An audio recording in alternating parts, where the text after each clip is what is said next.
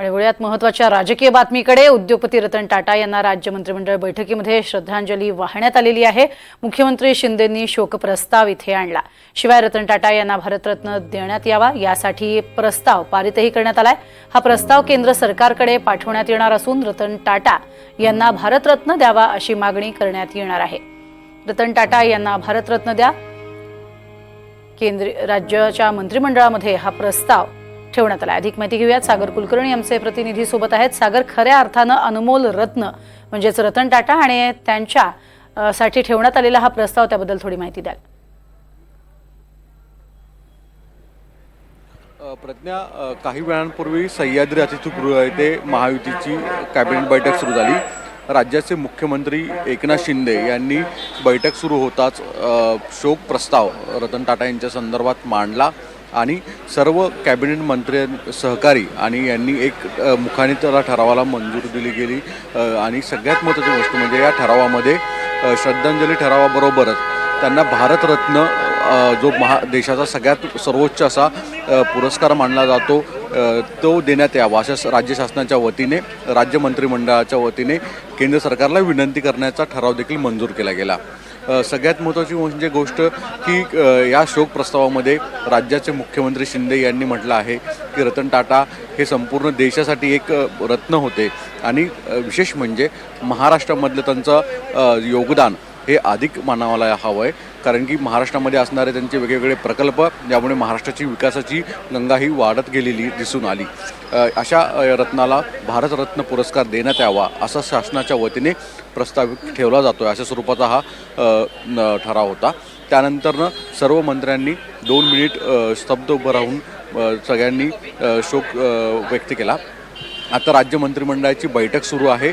सगळ्यात महत्त्वाची गोष्ट म्हणजे आचारसंहिता उद्यापासून कोणत्याही क्षणाला लागेल अशी आहे। अशा परिस्थितीमध्ये काही महत्त्वाचे निर्णय घेण्याच्या दृष्टिकोनातून आजची ही बैठक सुरू असल्याची माहिती उपलब्ध होती। विशेष करून वेगवेगळ्या समाजांना सरकारकडनं यापूर्वीच वेगवेगळ्या घोषणा केलेल्या आहेत। आता नेमके कोणत्या घोषणा करतायत याकडे लक्ष आहे। दुसरीकडे अजून कोणत्या इतर छोट्या मोठ्या घटकांसाठी महामंडळांची घोषणा करतायत का? तसंच जे नॉन क्रिमी लेयर ओबीसी वर्गासाठी फार मोठा एक निर्णय आज कॅबिनेटमध्ये होईल असं म्हटलं जातं, तशा स्वरूपाचा प्रस्ताव देखील आत्ता सुरू आहे, त्याच्यावर चर्चा केली जाते। त्याच्यामध्ये जे उत्पन्न दाखला आहे त्याची मर्यादा 9 लाखावरून 15 लाख करण्याचा ठराव आणला जाईल। त्याच्यामुळे मोठ्या संख्येने ओबीसीमध्ये जे भलेही 10 लाखापेक्षा अधिक उत्पन्न आहे अशा सर्व कॅटेगरीतल्या लोकांना ओबीसीमध्ये लाभ जे आहेत वेगवेगळ्या योजनांचा तो घेता येणार आहे। पुढील राजकीय कालावधीमध्ये ओबीसी प्रवर्ग आपल्या जवळ अधिक राहावा या दृष्टिकोनातनं अशा स्वरूपाची घोषणा कदाचित केली जाईल असं म्हटलं जातं। तसंच धनगर समाजाच्या संदर्भात देखील सुधाकर शिंदे समितीचा रिपोर्ट जो आहे तो देखील कॅबिनेट समोर आणला जातो असं माहिती उपलब्ध होती। अर्थात आता या संदर्भात ॲडव्होकेट जनरल यांचं मत मागून काही निर्णय आजच घेत आहेत का की अजून काही घडतं आहे हे देखील पाहणं औत्सुक्याचं असणार आहे। तुर्तास तरी आचारसंहितेच्या आधी कदाचित महायुतीची ही शेवटची कॅबिनेट बैठक असेल आणि यानंतर जर आचारसंहिता लागली तर कॅबिनेट बैठक होण्याची शक्यता देखील कमी आहे। यामुळे महत्त्वाचे निर्णय आजच्या या कॅबिनेटमध्ये दिसतील असं म्हणतात। प्रज्ञा, नक्कीच तुर्तास धन्यवाद सागर या संपूर्ण सविस्तर माहितीसाठी। आता थेट जातोय ज्येष्ठ पत्रकार उदय निरगुडकर, हे आपल्या सोबत आहेत। उदय सर, स्वागत आहे एनडीटीव्ही मराठीमध्ये। एक महत्त्वाचा निर्णय या कॅबिनेट बैठकीतनं समोर येतोय, तो म्हणजे रतन टाटा यांना भारतरत्न द्या। खऱ्या अर्थानं भारताचं रत्न म्हणून त्यांची खरं ओळख आहे आणि आता हा प्रस्ताव समोर येतोय। आपलं पहिलं विश्लेषण? हे अत्यंत योग्य अशा स्वरूपाचा ठराव आहे। आता या क्षणी मी तुमच्याशी बोलत असताना महाराष्ट्रातल्या धुळे या शहरातल्या SSVPM या शिक्षण संस्थेमध्ये आहे। आज माझं भाषण होतं आणि सुरुवात करण्याआधी जेव्हा रतन टाटा यांच्या दिनाच्या बातमीबद्दल श्रद्धांजली अर्पण करण्याकरता लोकांनी उभं राहावं विद्यार्थ्यांनी असं सांगितल्यानंतर ज्या धीर गंभीरपणे मुलं उभी राहिली की ज्यांनी रतन टाटांना पाहिलेलंच देखील नाही, त्यांचा जो आदर आहे त्या आदराचं प्रतीकच मला असं वाटतं आजच्या या मंत्रिमंडळाच्या बैठकीत व्यक्त करण्यात आला। उद्योगपती भरपूर असतात, उद्योगपती ज्यांनी संपत्ती निर्माण केली समाजासाठी केली असेही असतात, परंतु रतन टाटांसारखे नीतिवान, धैर्यवान, चारित्र्य संपन्न असे उद्योगपती फार कमी असतात। त्यामुळे त्यांना भारतरत्न मिळणं ही खऱ्या अर्थाने त्या पदाची शान वाढण्यासारखं आहे। त्यामुळे मंत्रिमंडळाचा हा ठराव अत्यंत योग्य आहे आणि मला असं वाटतं 12 कोटी 14 कोटी महाराष्ट्रीयनांच्या एक प्रकारे काय म्हणू आपण ज्याला आशा आकांक्षांचं हे प्रतीक आहे. खरंय.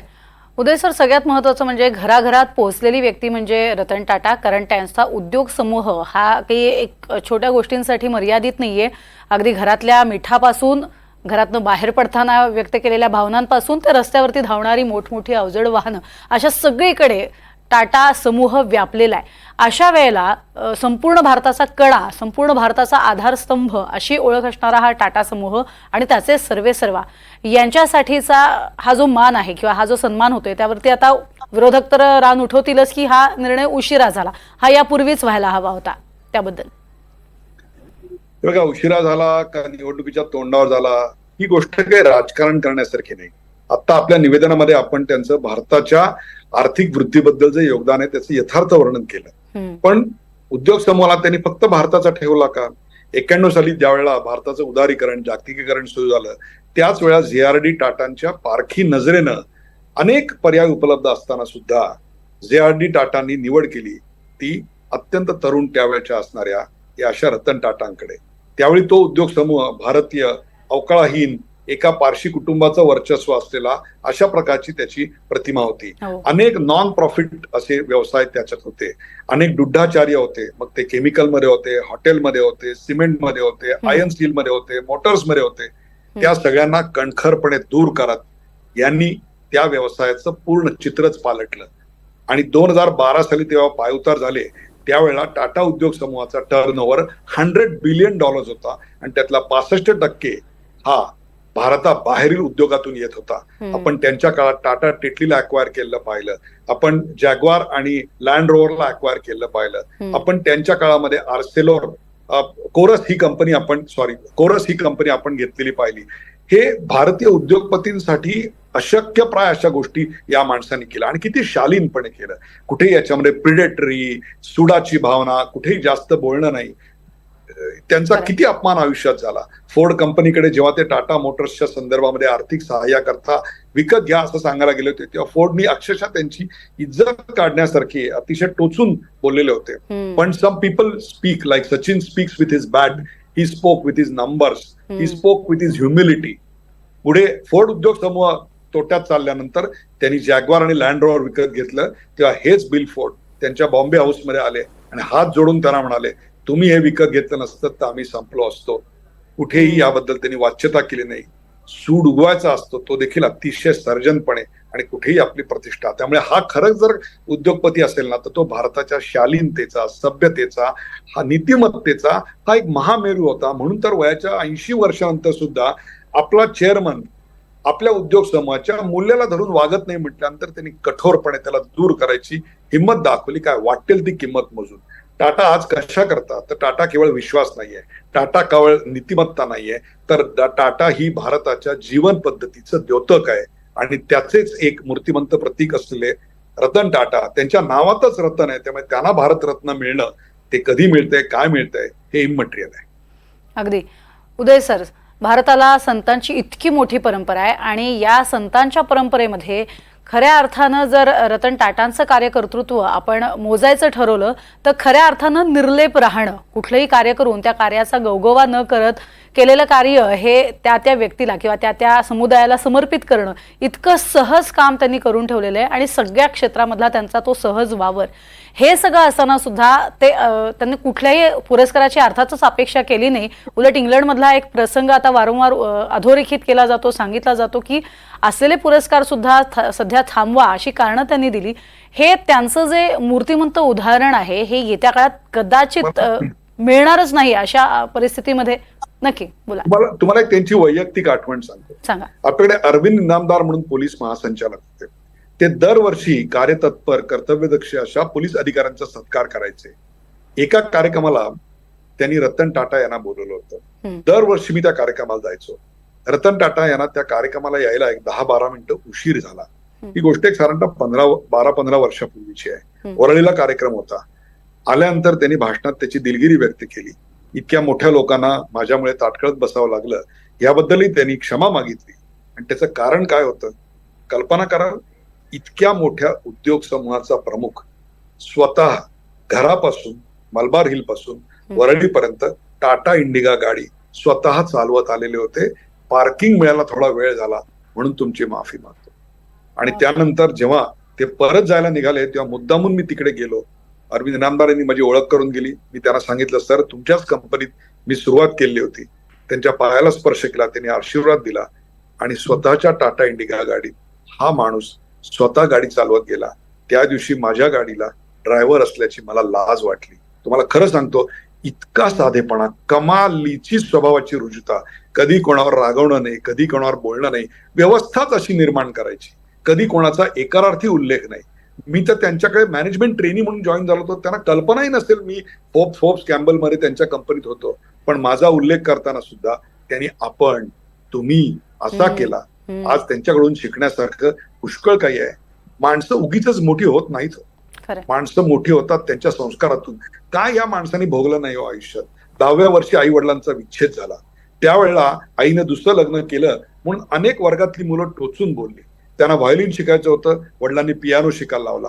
त्यांना मेकॅनिकल इंजिनिअरिंग करायचं नव्हतं, आर्किटेक्चर करायचं होतं, वडिलांनी तिकडे पाठवलं. आपल्या पिढीत जसे, आपल्या मध्यम वर्गात जसे असतात मुलांचे, तसे वडिलांची मतभेद होते. पण कधी त्यांनी त्याबद्दल अनुद्गार काढले असं आपल्याला दिसणार नाही. कधी कोणत्याही स्पर्धकाबद्दल जरी त्यांना कॉन्ट्रॅक्ट मिळाली तरी त्यांच्या वेडावाकड्या मार्गांबद्दल त्यांनी कॉमेंट केलं नाही. आपलं त्यांचं काम चालू झालं. सॉल्ट टू सॉफ्टवेअर इतकी प्रचंड मोठा उद्योग, आणि ज्या उद्योगातून बाहेर पडायचं होतं त्या उद्योगातून शांतपणे बाहेर पडले. ज्या इम्प्रेस मिलला त्यांना चालवायला 91 साली दिलेलं होतं त्यात फक्त 50 लाखाची गुंतवणूक हवी होती. पण टाटाच्या बोर्डाने त्याच्या विपरीत निर्णय घेतला आणि टेक्सटाईल मधून टाटा उद्योग समूहाला बाहेर पडावं लागलं. त्याबद्दल फक्त एकदा आयुष्यात ते बोलले की 50 लाखाची जर गुंतवणूक आम्ही तेव्हा केली असती तर टेक्सटाईल मधून बाहेर पडावं लागलं नसतं. पण कधीही आपल्या वरिष्ठांबद्दल एक अवाक्षर त्यांनी कधीही काढलेलं दिसत नाही. त्यामुळे स्वभावाची रुजुता, निगर्विता, इतकी श्रीमंती असूनही त्याच्याही पेक्षा मोठं असणारं हिमालयाच्या उंचीचं औदार्य, त्या औदार्याची कुठेही कसलीही जाहिरात नाही. आणि आयुष्याच्या अखेरीपर्यंत कार्यरत असणं, इनोव्हेटर असणं. कॉर्नेल विद्यापीठातल्या एका मुलांनी सिनियर सिटीजनना मदत करणारा एक उपक्रम चालू केला, एक संस्था चालू केली, एक कंपनी चालू केली. त्याला त्यांनी उदार हस्तानं फंडिंग दिलं. हे शेवटच्या क्षणापर्यंत तरुण पिढीशी जोडलेलं असणं हे दुर्मिळ आहे हो. अशी माणसं शतकातून एखादा जन्माला येतात. उद्योगपती भरपूर असतात, परंतु रतन टाटा मात्र एकच असतो. अगदी. आणि त्यामुळे संपूर्ण देश हळहळतोय. प्रत्येकाच्या डोळ्यात आसू आहेत, कारण त्यांच्याशी नाळ प्रत्येकाची जोडली गेलेली आहे यानं, त्या कारणानं. मात्र तुम्ही जो औदार्याचा उल्लेख केला त्या औदार्याबद्दल हवंय की एकीकडे औदार्याचा गवगवा होतो, मात्र अतिशय शांत पद्धतीनं जिथे जिथे गरज असेल, जणू काही देशावरचं संकट हे माझ्यावरती, माझ्या घरावर आलेलं संकट आहे असं समजून त्यांनी केलेलं जे दातृत्व आहे त्याबद्दल थोडंसं सांगाल? त्याच्या किती शेकडो आठवणी आहेत. तुम्हाला मी सांगतो, 26/11 झाल्यानंतर त्यांचे कर्मचारी तर सोडाच, त्या संपूर्ण हादस्यामध्ये जे मृत्युमुखी पडले त्या प्रत्येकापर्यंत टाटा उद्योग समूहानं जाऊन मदत केली. मग कॅन्सर असेल, त्याच्यानंतर कुठल्याही देशावरची मोठी आपत्ती असेल, टाटा उद्योग समूहाने आपला जो सहभाग आहे तो काहीही गोगवा न करता त्यांनी तो पार पाडला. त्यांचा एक प्रसंग, चेतन रायकर म्हणून आमचे एक मित्र आहेत, वास्तुरचनाकार आहेत. जुन्या वास्तू ज्या आहेत, जुने वाडे जे आहेत, जुने राजवाडे, महाल आहेत, त्यांना आत्ताच्या काळात तसं सौंदर्य प्रदान करण्याच्या शास्त्राचे ते अतिशय नामवंत मानले जातात. 26/11च्या हल्ल्यानंतर ताज जेव्हा बेचिराग करण्यात आलं होतं, त्या हॉटेलच्या पुनर्निर्मितीसाठी त्या सगळ्याचं कॉन्ट्रॅक्ट हे आमच्या चेतन रायकर या मित्राला मिळालेलं होतं. एका वाक्याचं ब्रीफिंग होतं, जसं आहे तसं पुन्हा बांधा. एक सिलिंग होतं, त्या सिलिंगच्या आत बर्माटिक त्या काळात वापरलेलं होतं, ते जळून गेलेलं होतं. तिकडे बर्माटिकच्या ऐवजी दुसरं स्वस्तातलं लाकूड वापरलं तरी चालणार होतं. परंतु चेतन रायकर जेव्हा रतन टाटांकडे गेले ते म्हणले ह्याच्यावरती एक फॉल सिलिंग येणार आहे, कोणाला कळणार नाही आहे की आतमध्ये कुठलं लाकूड वापरलंय. रतन टाटांनी सांगितलं, my brief is one line and very clear, create it as it is. जसं होतं तसं बांधा. ते म्हणले 20-25 पटीनं खर्च वाढेल, बर्माहून आणायला लागेल, ते म्हणले आणा, पण जसं होतं तसं बांधा. या देशात जी संपत्ती निर्माण झाली ती मला तशीच्या तशी करायची आहे. मला सांगा, ही काय मूल्य आहे? कुठेही 1 रुपयाची फसवाफसवी नाही, कोणत्याही प्रकारची बदमाशी नाही. अंतर्बाह्य तुम्हाला सांगतो, अंतर्बाह्य हा माणूस शुद्ध चारित्र्याचा. आयुष्यात इतकी संकट आली, लहानपण इतकं वादळी गेलं, स्वतःच्या कंपनीत त्यांना इतका विरोध झाला, पण कशाविषयी या माणसाने, तुम्ही जो निर्लेप शब्द वापरला ना, तो अत्यंत खरा आहे. आणि देशाविषयी प्रेम आहे, याचा कुठेही गाजावाजा नाही, कुठेही होर्डिंग नाही. शेकडो पुरस्कारासाठी त्यांना सन्मानित करण्याकरता बोललेलं होतं. अनेक एक प्रसंग जसा तुम्ही आता सांगताय तसा आणखीन एक प्रसंग होता. इंग्लंडच्या 4 राजांनी त्यांचा एक मोठा सत्कार करायचा ठरला होता. देशोदेशींचे अमीर उमराव आलेले होते. त्याच्याकरता भारतातून त्यांचे काही मित्र गेलेले होते. आणि ते मित्र जेव्हा लंडनला पोहोचले तेव्हा त्यांना फोन आला की माझा कुत्रा आजारी आहे, त्या कुत्र्याची काळजी घ्यायला कोणी नाही आहे, तेव्हा मला त्याच्याकरता इथं थांबावं लागेल. कोणीही त्याबद्दल त्यांना दोषी धरलं नाही, उलट त्या संवेदनशीलतेला सलाम केला. लक्षात घ्या, अशी संवेदनशीलता मनात असणारी माणसं फार दुर्मिळ. ज्यांनी गरीब माणसाला कार परवडावी म्हणून 1 लाखात कार आणली आणि आमच्या पायाला गाडीची चाकं दिली, आणि आता आम्हाला परवडावं म्हणून जवळपास 400-500 विमानं त्यांचा उद्योग समूह खरेदी करतोय. आणि त्यातून आम्हाला आता पायाला जशी त्यांनी चाकं दिली तशी आमच्या खांद्याला त्यांनी पंख दिलेले आहेत. हा 21व्या नव्हे तर 22व्या शतकाचा भारत आणि त्याच्या पाया उभारणीत ज्या ज्या राजकारणी लोकांचं, ज्या ज्या उद्योगपतींचं योगदान असेल, त्यात मुकुटमणी जर कोण असेल तर ते म्हणजे रतन टाटा, जे भारतीय सभ्यतेचे, सुसंस्कृततेचे आणि पारसी खऱ्या वृत्तीचे हे जनक होते. उद्योजकतेचा आदर्श, टर्न अराउंडचा आदर्श त्यांनी केवळ भारतासमोर नाही तर इंग्लंड अमेरिकेत दाखवला. आज इंग्लंडमध्ये सर्वात मोठे एम्प्लॉयर कोण आहेत तर कोणी फ्रेंच, ब्रिटिश किंवा ज्यू नाही, तर ते आपले रतन टाटा आहेत. पण याचा कुठेही गवगवा नाही, याविषयी कुठेही भाष्य नाही, याविषयी कुठे टिमकी वाजवणं नाही. शांतपणे आपलं काम करत राहणं आणि आपल्या कामातूनच आपल्या कार्याची पहचान बनवणं, यासारखं दुसरं उदाहरण आत्ताच्या काळात समकालीन याच्यात मला दिसत नाही. समकालीन उद्योगपतींमध्ये त्यांचं मोठेपण हे अशा ठसठशीतपणे येतं. आणि अशी व्यक्ती भारतात जन्माला येते, भारतात कार्यरत राहते आणि ती आमच्या काळात असते. आम्हाला हाडीमाशी पाहायला मिळते, त्यांचं चरित्र वाचायला मिळतं, त्यांची भाषणं वाचायला मिळतात, त्यांनी उभ्या केलेल्या संस्थांमध्ये काम करायला मिळतं, त्या मूल्यांवर राहता येतं. यासारखं दुसरं सद्भाग्य नाही तुम्हाला.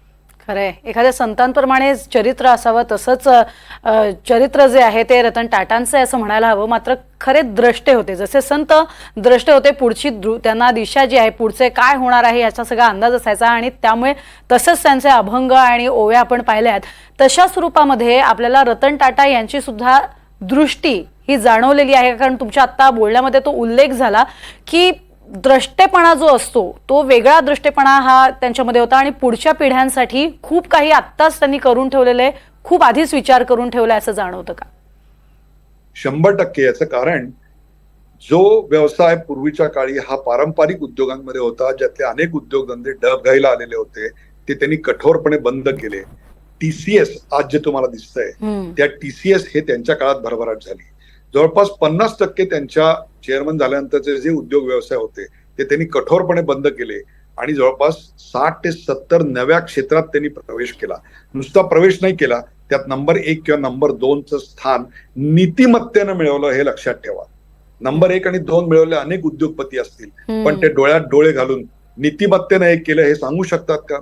कठोरपणे आपल्या चेअरमनला सुद्धा नीतिमत्तेनं आणि आमच्या मूल्यांवर वागत नाही म्हणून कठोरपणे दूर करणं हे सोपं नाहीये. ते सुद्धा वयाची 80 ओलांडल्यानंतर. लक्षात घ्या, त्यांनी पुढच्या पिढ्यांसाठी काय ठेवलं असेल तर रिटेल उद्योगात ते गेले.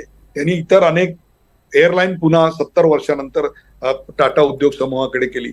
या अचिव्हमेंट पेक्षा जर मला विचाराल तर रतन टाटांनी काय मागे ठेवलं तर टाटांनी सभ्यता ठेवली, रुजुता ठेवली, उद्यमशीलता ठेवली आणि त्याहीपेक्षा सुद्धा उद्योग कशासाठी तर तो नीतिमत्तेसाठी, प्रॉफिट कशासाठी तर तो समाजासाठी, व्यवसाय उभे का करायचे तर ते लोकांना सेवा देता यावी, उत्तम गुणवान प्रोडक्ट. टाटा TA पाहिल्यानंतर डोळे बंद करून लोक प्रोडक्ट घेतात. का घेतात तर त्यामागे तो विश्वास आहे की गुणवत्तेकरता कोणीतरी खपलेला आहे, कोणीतरी आपला घाम गाळलेला आहे, कोणीतरी शेकडो तास संशोधन केलेलं आहे. हे सगळं ज्या व्यक्तीच्या आधारावर उभं होतं आणि फक्त स्वतः नाही बरं का, त्यांनी अनेक चांगले लीडर्स उभे केले. मेरे बात कोई नाही असं नाहीये. इकडे टाटा उद्योग समूहात त्यांच्याच धर्तीनं वाढलेले, त्यांच्या संस्कारात वाढलेले असे अनेक कर्मचारी, अनेक CEOs, अनेक मॅनेजिंग डायरेक्टर्स मला माहिती आहेत, ज्यांच्याबरोबर मी काम केलेत, जे एक प्रकारे त्यांचं प्रतिरूप आहे. त्यांच्याच प्रमाणे ते अत्यंत निस्पृहपणे चारित्र्य संपन्न वागणूक देतात. मला असं वाटतं ही त्यांची सर्वात मोठी लिगसी आहे. TCS, आज TCS त्यांच्याकडे नंबर 1ला असेल, कदाचित उद्या दुसरा उद्योग व्यवसाय त्यांच्याकडे नंबर 1ला येईल. परंतु त्यात महत्वाचं काय आहे, तर त्यातलं टाटा असणं महत्वाचं आहे. त्यांनी मागे काय ठेवलं असेल, तर आज रतन गेलं, टाटा उरलं, हेच या प्रकरणात या सगळ्याचं फलित आहे. खरंच अतिशय सार्थ असं वर्णन आपण केलेलं आहे आणि भारतरत्न का द्यावा याचं खरं तर वेगळं विश्लेषण करण्याची गरज नाही. मात्र एक उत्तुंग असं व्यक्तिमत्व जे खऱ्या अर्थानं आज संपूर्ण म्हणजे भारतात तर त्यांचं नाव आहेच, भारतात ते अजरामर राहणार आहेत, पण भारताच्या बाहेर म्हणजे अगदी अवकाशात पाठवलेले आपले जे काही उपग्रह आहेत त्यांच्या रूपातनं सुद्धा ते कायम आहेत, कारण तिथे सुद्धा टाटा आहेतच. धन्यवाद आमच्याशी बोललात उदय सर त्यासाठी. थँक्यू.